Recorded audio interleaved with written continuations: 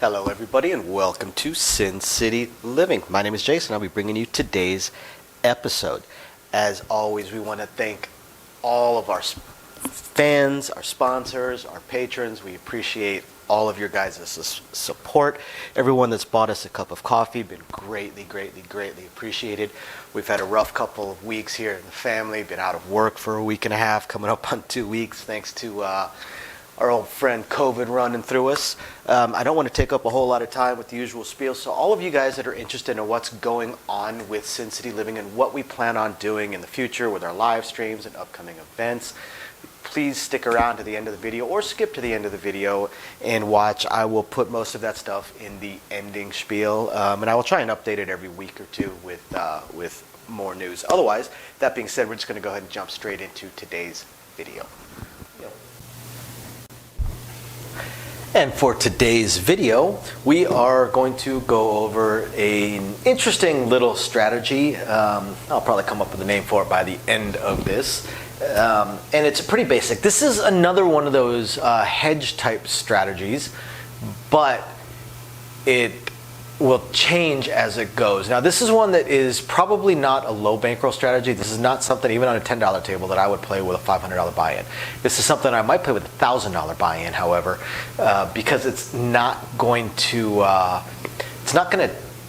theoretically, it's not going to lose you a lot of money, but you do have to have an upfront cost to begin with. So it's going to start with a $15 don't pass. Now, for the don't pass, as we know, this is the point that is the danger zone, the come out roll. The come out roll, you have 8 ways to lose that bet, 3 ways to win that bet. Anything else sets a point. So if you really wanted to hedge yourself on that, you could hedge yourself on it with $4. You could put $1.11 and a $3 three-way red. Now, if the 7 rolls, you're going to lose 15 there, but you would win $12. So you're still losing, but you're only losing a couple of bucks. If an 11 rolls, you're going to lose that bet, but you're going to win $12. So again, you're just losing a little bit. So, you know, not a terrible hedge. Of course, if neither one of them roll, then you lose $4. So either way, you're losing $3 or $4. But if you're worried about losing $15 multiple times on a come out roll, you can hedge it that way. Now, once there is a point, what is it that you are going to do? Well, let's say the point is, let's say a 6. Okay, so the point becomes a 6. It doesn't matter what the point is because the lay would stay the same either way. But let's say the point is 6. So you are going to lay $90. Okay, $90. So right there, your outlay is already $105 more if you did your hedge on the come out, and then you're going to do 78 across. So this is going to be 78 across or 81 across, depending on what the point may be. So worst case scenario, you're looking at 81 across. So you are $186 invested into this roll. The danger point at this point is a winner coming right away. Okay? A winner coming right away is painful for you. That hurts. That hurts a lot. Okay? But if a winner does not come, now you play around a little bit. Because the idea here is if a 7 out comes right away, you lose $78 here, but you're on the 6, so you're going to win 75 plus your 15. You're going to win $90, right? So you basically hedged yourself, and you're even going to win a little bit. If the point were in a different spot, so let's say we're at the 81 across. Let's say the point were a 5, okay, and a 7 out comes right away. Now at this point, your $90 will win 60 plus your 15 here. You win $75. You lost 81, so you lost $6. So you see where this hedges itself against you. Your danger point is going to be a winner coming right away. But worst case scenario, if the pointer is a 6 or an 8, you have a 5 in 36 chance of that winner coming. The odds will favor you for the 7 to come, and you either break even or you don't, or you lose a smaller amount. The idea here is you're hedging against the quick 0.7 outs. You will get hurt pretty badly on a immediate winner, but you're hedged against a 0.7 out. And I'm going to show you after I go over the main thrust of this strategy, away with an even larger outlay, how you could possibly even protect yourself there as well. Now, how this is going to work is anytime a number hits, let's say an 8 hits, okay? You're going to get paid $21. Now, you're going to same bet this, okay? So you're going to get paid your $21, and you're going to reduce your lay. And you can decide how much you want to reduce it by. It's entirely up to you. In this case, I would probably reduce the lay by only $15. Bring it down to a $75 lay. Okay, if you were on the 6 or an 8, you'd probably bring it down to maybe a $60 lay. In fact, that's exactly where I would go, is a $60 lay. Either $60 lay on the even numbers or a $75 lay on the 5 or 9. And the reason for that is because you've already made $21 here. Right? So should a 7 out come now, while you're losing this $81, you're winning $65 here. Plus you had your $21 right there. So you've made back the amount of your money here. Plus you have that $15. So now your outlay is smaller. Your outlay is not $186 because you took $15 back. Your outlay is only $171. But point being, what you're really trying to do is you're trying to hedge against these numbers, and by reducing your lay, you're reducing your danger zone of the winner coming. If another point hits, let's say the 9, then you get paid another $21. Now at this point, you might reduce down to, say, a $45 lay. Or maybe you come down to a $60 lay instead of a $75 lay. Maybe you drop it down by $15. It's entirely up to you.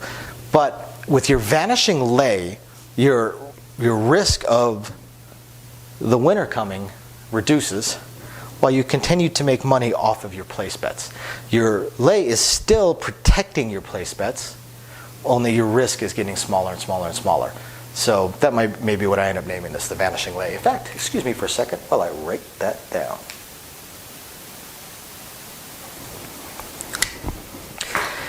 Now, as I was saying, it might even be possible to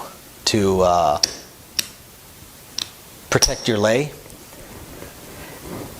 In reality, it's not.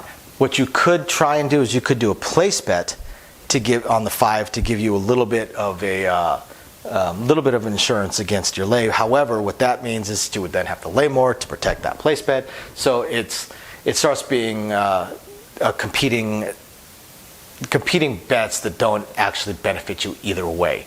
So this is going to be your big risk, the point. The player actually throwing a winner. Although a winner will not hurt you if this roll continues for a while. A winner hurts you if it occurs quickly. If the 7 out occurs quickly, you're either put a minimal loss pushing or a minimal win. Say the 7 out comes within 1 to 3 rolls after the point is set. If the 7 out comes 4 to 6 rolls after the point is set, you're going to be a little bit ahead, and your lay is continued to diminish. If the winner comes 5 or 6 into it, then you're probably fine because you've reduced your lay to where you're losing less if the winner comes. If a 7 comes, you're still protected on your place bets because you've collected a number of times. The thing about this particular strategy is it's going to put you a few beats behind, about 6 or 7, maybe 8 rolls behind, if a fantastic roll starts out. But it does let you take advantage of a fantastic roll, because as this continues to reduce, at a certain point this reduces down to 0. And you only have your don't pass. And that can happen after maybe 4 hits of a number. You get paid 4 times for $21, and you've already covered your place bets with profit, so you don't need the lay anymore. And if the 4 or the 10 hit, you're getting paid more than $21. You're getting paid $29. So it's an extra $8, but it can reduce your risk faster. So after 3 or 4 hits of a number, you may not have a lay at all. Maybe by the 5th hit, you've even taken your don't pass down and you're now placing it. Now you're at 96 across, but as some people would say, it's free money. It's not a free bet. It's not free money. It's not the casino's money. It's your money. You could take it and go cash it out and go spend it on your wife or your husband, because you always want to spend your money on your husband. But But the point being, your risk has vanished. Your risk of your initial bet has vanished after maybe five rolls. Five hits of numbers, and your risk has vanished. So just a medium roll, just a 4-minute roll, and your risk has possibly vanished. You've taken down your lay, and now if a 7-out were to occur, you're slightly up or break even, and any more hits after that is pure profit. Pure profit. And again, like with a lot of other strategies, now you can do whatever the hell you want. Anything you want to do. If you want to do a mid press, if you want to do a power press, just want to same bet, press 1 unit, it's up to you.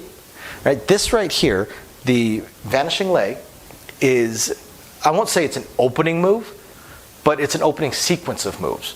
You know, it's not your first move in a chess game, but it's maybe your first 4 moves in a chess game. It's your opening sequence to set the board.